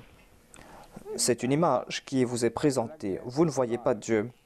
C'est-à-dire, la création et Dieu sont deux choses différentes. Dans la création, vous voyez le reflet de Dieu, mais cela ne suffit pas. Cela ne suffit pas pour rencontrer Dieu. Il est important qu'il y ait quelqu'un qui vous invite vers ce Dieu, quelqu'un qui a rencontré ce Dieu. Et cette personne va vous montrer la voie. Une personne qui a vu cette voie et qui invite les autres vers cette voie en disant que venez, voilà, la voie se trouve ici. Et ces personnes voyagent sur cette voie, celles qui ont été évoquées après, c'est-à-dire les ulil albab.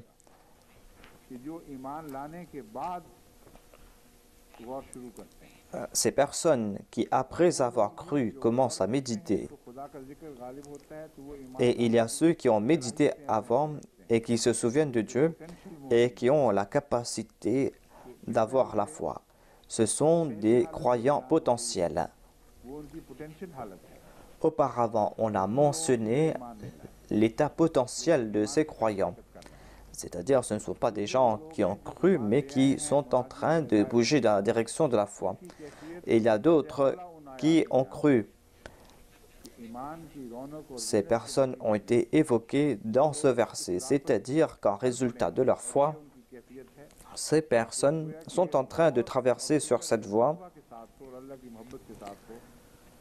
Si on médite en étant animé de taqwa et en ayant en soi l'amour de Dieu, même si l'on ne possède pas la foi, on aura la capacité d'avoir la foi et on pourra écouter l'appel de cette personne.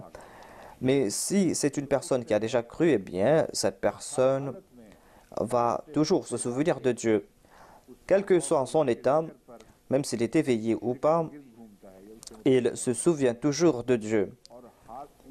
Il est toujours influencé par le souvenir de Dieu. Et le résultat est le même dans les deux cas. Il y a quelqu'un qui dit que cette création n'est pas vaine. Cette personne n'a pas entendu cette personne qui appelle vers la foi. Mais c'est une personne qui passe son temps dans le souvenir de Dieu. Mais le résultat est le même. Il y a ceux qui ont su qui est cette personne qui les appelle vers la foi. Et lorsqu'ils disent que ce monde n'est pas vain, ils présentent des signes, car ce sont des gens qui ont fait l'expérience. Ce sont des gens qui ont établi des relations avec Dieu. en raison de cette personne qui appelle vers la foi. Ensuite, il est dit Yunadi lil imani. Certaines personnes disent que auparavant on avait déjà évoqué la foi. Pourquoi dire qu'on invite encore une fois vers la foi?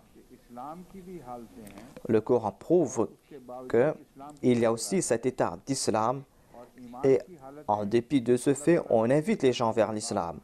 Il y a aussi cet état de la foi, c'est-à-dire qu'on est accepté d'eux, mais ensuite on invite encore une fois vers Dieu. Ce sont des gens qui croient encore une fois. Il est question ici des différents degrés dans la foi.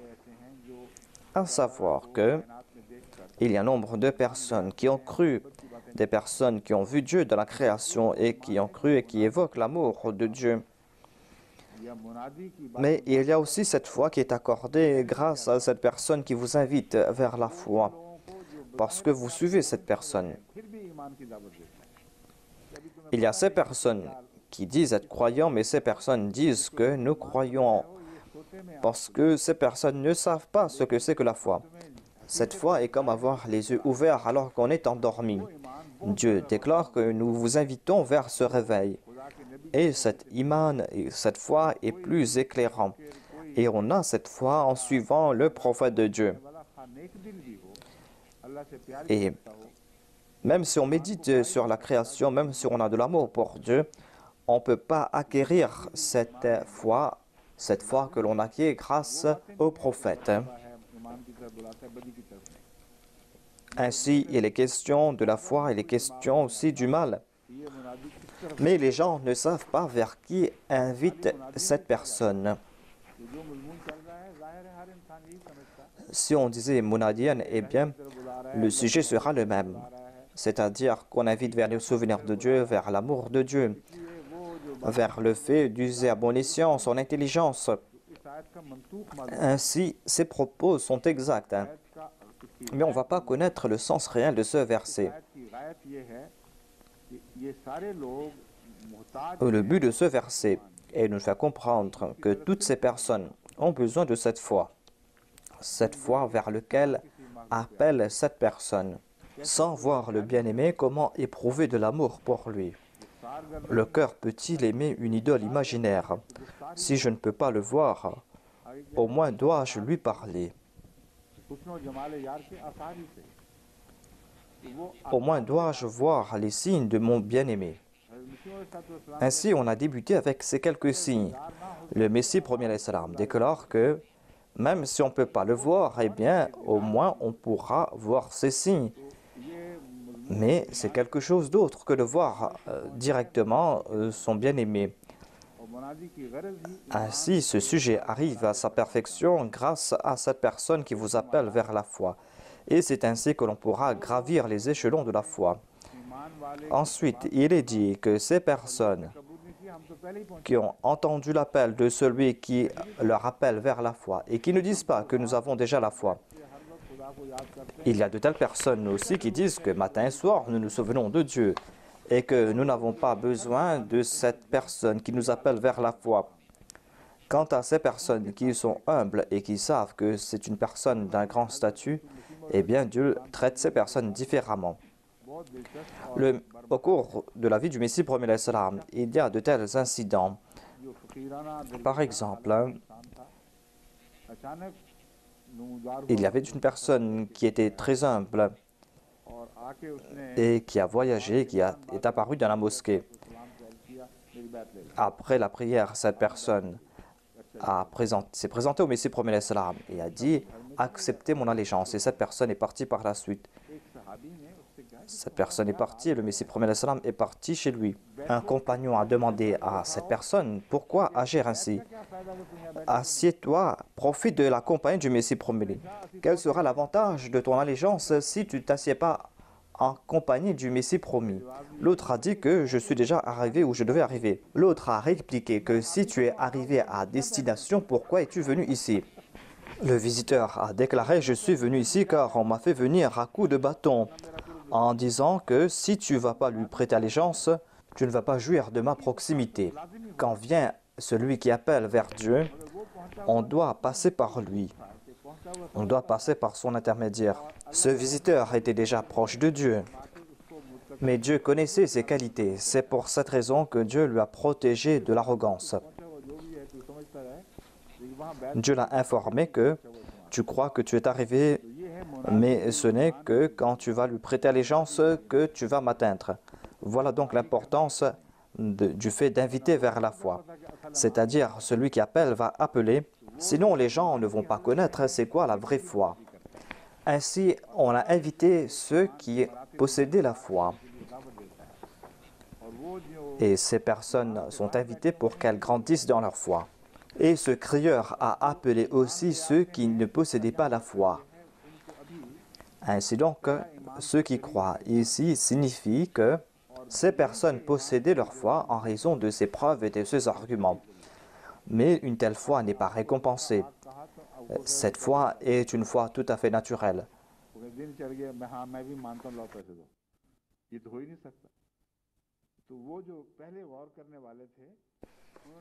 Ainsi, ceux qui ont médité sur la création ont reconnu Dieu et leur récompense c'est qu'ils seront protégés du feu de l'enfer. Et voilà la prière qu'ils ont faite, Faqina adhab an-nar.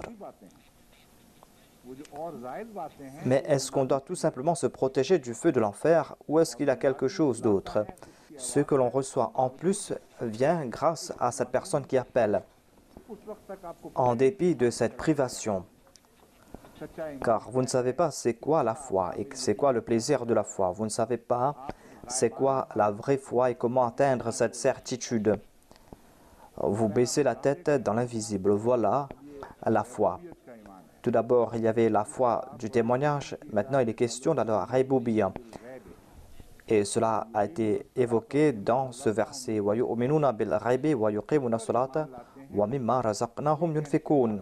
C'est-à-dire, ils croient en toi.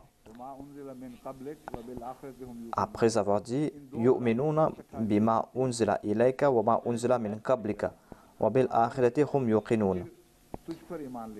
Tout d'abord, on trouve mention de la croyance de l'invisible. Ensuite, ils croient en toi. La croyance dans l'invisible est liée avec la foi dans le saint prophète sallallahu alayhi wa sallam. Au tout début, cela se passe dans l'invisible. Ces personnes n'ont pas pu reconnaître le saint prophète dans son ensemble et ils ne connaissent pas non plus les secrets de Dieu. Ces secrets que l'on connaît grâce au prophète. Seul Dieu pourra nous faire comprendre cela. Ces personnes seront récompensées car le Messie premier salam a aussi expliqué ce sujet. Il a déclaré que croire alors qu'on est dans l'invisible mérite récompense. Ces exégètes signifient que l'on mérite récompense. Mais pourquoi cela? Le Messie premier salam a expliqué ce sujet en disant que ces personnes seront récompensées parce qu'elles ont cru dans l'invisible. Cette foi n'est pas basée sur tous les témoignages, c'est pour cette personne que ces personnes méritent ces récompenses. Voilà ces croyants qui disent que nous avons cru. Ils disent, donnez-nous quelque chose. Ils ont cru dans l'invisible et il est question ici de leur chance. Ainsi, accepte cela de notre part, disent-ils. Pour ta cause, nous nous sommes prosternés devant cet Adam. Récompense-nous. Quelle est la récompense? Rabbana faghfir lana dhunubana. La première récompense, c'est que de nous pardonner. Ici, on n'est pas en train de faire des comparaisons entre les mauvaises actions. Ces personnes disent qu'auparavant, nous avions passé notre vie dans le péché. Nous avions commis d'innombrables péchés. Et si cela perdure, si ces péchés nous accompagnent, eh bien nous serons en grande difficulté. Eh bien nous n'aurons plus de salut. Ici, il n'est pas question de torba. La foi signifie la torba. La foi signifie la révolution. Ainsi, leur première demande est « Oh Allah, nous sommes venus, ne nous demande pas des comptes concernant nos actions passées. » Et Allah leur enseigne cette prière. Ensuite, ils prient « Wa min sayyi'ati a'malina » Ils disent « Tu nous as pardonné nos péchés antérieurs. » Mais ces mauvaises habitudes sont encore là. Il y a ces habitudes à commettre ces péchés. de temps en temps, on trébuche. On ne pourra pas se débarrasser de tout cela en une seule journée. C'est pour cette raison que Dieu déclare, faites cette prière en disant, ô notre Seigneur, débarrasse-nous de nos faiblesses passées.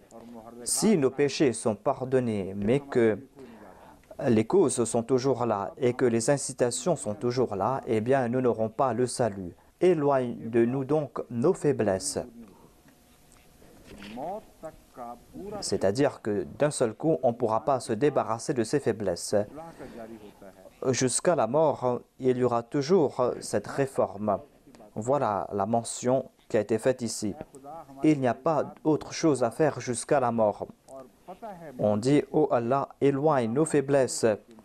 Et les croyants savent que cela n'est pas possible. C'est-à-dire, une personne qui n'est pas un prophète ne pourra pas se purifier de tous ses péchés. C'est pour cette raison qu'il implore Dieu en disant, fasse que je sois pur, fasse que chaque instant soit meilleur que le précédent, et débarrasse-nous de ces incitations qui nous poussent vers le péché. Tu vas nous donner la mort, et au moment de la mort, tu dois prendre cette décision. Cela ne dépend pas de nous.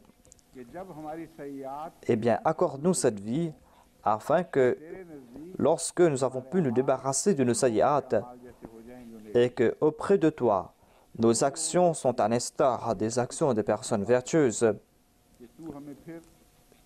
afin que nous puissions accomplir le bien, eh bien, donne-nous la mort dans cet état. Donne-nous la mort parce que nous nous sommes débarrassés de nos faiblesses. Fasse que nous soyons parmi les purs, ceux qui sont qualifiés d'abrar, ceux dont les vertus ont prééminence sur leurs faiblesses.